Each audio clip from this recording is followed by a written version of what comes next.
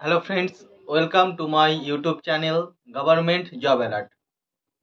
আজকে আমি তোমাদের সাথে খুবই একটা গুরুত্বপূর্ণ বিষয় নিয়ে আলোচনা করব।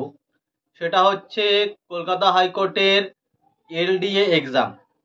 এলডিএ বলো বা লোয়ার ডিভিশন অ্যাসিস্ট্যান্ট বলো, যাই বলো না কেন, সেই এক্সাম নিয়ে আমি তোমাদের সাথে আজকে অনেক কিছু আলোচনা করব। যে এক্সাম ডেট কবে হতে পারে, সেভ স্কোর কী বা কাট অফ কী, স্ট্র্যাটেজি কী। তো মেন ভিডিওতে চলে যাওয়ার আগে তোমাদের সকলের কাছে আমার রিকোয়েস্ট, তুমি যদি নতুন আমার চ্যানেলে এসে থাকো তাহলে অবশ্যই কিন্তু আমার চ্যানেলটায় সাবস্ক্রাইব করে নেবে এবং বেল আইকন বাটন অন করে দেবে, যাতে করে যখনই আমি কোনো একটা ইম্পর্টেন্ট ভিডিও দিই সেটা কিন্তু সবার আগে যাতে করে তোমার কাছে পৌঁছে যায়। তো অযথা সময় নষ্ট না করে চলো বন্ধুরা, আমরা মেন ভিডিওতে চলে যাই। তোমরা নিশ্চয়ই জানো যে কলকাতা হাইকোর্টের যে লোয়ার ডিভিশন অ্যাসিস্ট্যান্ট নোটিফিকেশন বেরিয়েছিল, এবং সেই নোটিফিকেশন অনুসারে অ্যাপ্লিকেশন শুরু হয়েছিল আগস্ট মাসের 5 তারিখে এবং চলেছিল আগস্ট মাসের 26 তারিখে। তো আমি লাস্টের দিকে একটা নর্মাল বা ফলস রেজিস্ট্রেশন করে আমি ফলো করেছিলাম যে ক্যান্ডিডেটের সংখ্যা অলরেডি 1,90,000 ছাড়িয়ে গেছে। ওকে, তো যেখানে 291টা সিটে ক্যান্ডিডেট সংখ্যা 1,90,000 প্রায় ছাড়িয়ে গেছে, তো সেখানে কিন্তু ফাইট একটু হবে। এটা এরকম হবে না যে তুমি অতি সহজেই জব পেয়ে যাবে। তো এই একটা ইনফরমেশন দিলাম যে তোমার এক্সামে ফাইট কীরকম হবে বা কম্পিটিশন কীরকম হবে। আর দেখো, এই পরীক্ষাটায় স্ট্র্যাটেজি কি সেটা আমি তোমাদের বলছি। দেখো স্ট্র্যাটেজি, দেখো কলকাতা হাইকোর্টের মতো প্রতিষ্ঠানে তুমি চাকরি করতে যাচ্ছ, তো সেখানে অবশ্যই তোমার একটা ভালো স্ট্র্যাটেজি রাখতে হবে। তোমাকে অল সাবজেক্টে কিন্তু ভালো করে পড়াশোনা করতে হবে।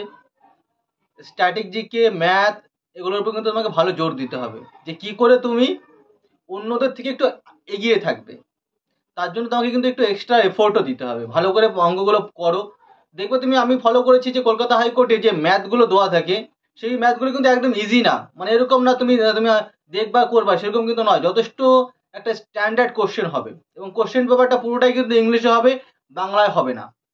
এবং তোমরা নিশ্চয়ই ফলো করেছো যে সেখানে বলা আছে যে মিনিমাম একটা কোয়ালিফাইং মার্কস করা আছে, যে এর নিচে তুমি তুমি যেই ক্যাটাগরির ছেলে হও না কেন তুমি কিন্তু পাস করবে না।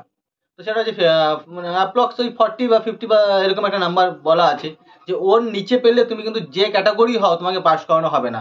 আর এই কারণেই বন্ধুরা, এই কারণেই তুমি ফলো করেছো যে যে ভ্যাকান্সিটা থাকে সে পুরো ভ্যাকান্সিটা পূর্ণ হয় না, মানে ক্রাইটেরিয়াই ফুলফিল করতে পারি না আমরা। ওকে, তো স্ট্র্যাটেজি এরকম হবে, তোমাকে একটু মানে কি বলবো, একটু পরিশ্রম করতে হবে, এর জন্য একটু এক্সট্রা এফোর্ট দিতে হবে, তোমাকে একটু মন মানে ভালো করে পড়াশোনা করতে হবে। মিনিমাম তুমি একদিনে 4 থেকে 6 ঘন্টা পড়াশোনা করো, তাহলে কিন্তু enough, more than enough. Okay friends, আর যেটা আসবো সেটা হচ্ছে দেখো এক্সাম ডেট। এই এক্সাম ডেট বলার আগে আমি তোমাদের এটা বলবো, দেখো কলকাতা হাইকোর্টের সাথে আমার কোনো রকম কোনো লিঙ্ক নেই। আমি যতদূর যা খবর নিয়ে জানতে পেরেছি যে এই এক্সামটা আফটার পূজা হবে। ওকে, পূজার পরপরই এক্সামটা হতে পারে, আমি এরকমই খবর শুনতে পেয়েছি। তবে এর সাথে কিন্তু কোনো রকম হাইকোর্টের কোনো রকম লিঙ্ক নেই। আমি হাইকোর্টের কোনো ব্যক্তিকে সেভাবে চিনি না, জানি না। এটা আমি আমার নিজের তরফ থেকে খবর নিয়ে যেটা জানতে পেরেছি সেটা হচ্ছে পুজোর পরে, অর্থাৎ অক্টোবরের শেষের দিকে এক্সাম হতে পারে। ওকে, এই গেল। এবার দেখো আমি তোমাদের বলবো কাট অফ বা সেভ স্কোর কী। দেখো কলকাতা হাইকোর্টের মধ্যে সংস্থা যদি পরীক্ষা নিয়ে থাকে তাহলে অবশ্যই সেই পরীক্ষার কাট অফ কিন্তু একটু চড়াও হবে, একটু কিন্তু কাট অফটা বেশি হবে। তোমাকে আমি এটা বলতে পারি, তুমি যদি সেটা কলকাতা হাইকোর্ট যে কোনো পরীক্ষা হোক, তোমাকে মোর দ্যান 70+ স্কোর করতে হবে। আউট অফ 100 তোমাকে মোর দ্যান 75+ স্কোর করতে হবে। তুমি যদি 75+ স্কোর করো তাহলে আমি তুমি এটা লিখে দিচ্ছি, তুমি যে ক্যাটাগরি হও না কেন, সেটা SC ST OBC জেনারেল, তুমি সেভ স্কোরে থাকবে এবং তোমার নামটা একদম মেন এক্সামের যে PDF হবে সেই PDFে তোমার নামটা জল করবে। ওকে, তো আমি তোমাদের এটা বলছি বারবার যে 75+ হবেই।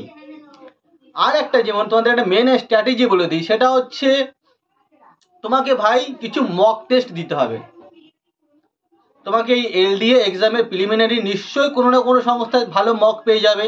সেটা টেক্সট বুক হতে পারে, আল্ট্রা 24 হতে পারে, তোমার কি বলবো গ্রেড আপ হতে পারে, বা বাইজুস, যে কোনো হোক না কেন সংস্থা, সেখান থেকে মানে একটা ব্র্যান্ডেড সংস্থা থেকে তোমরা অন্তত 8 থেকে 10খানা করে মক টেস্ট দাও। সেখানে তুমি দেখো তুমি 75+ স্কোর করতে পারছো কিনা।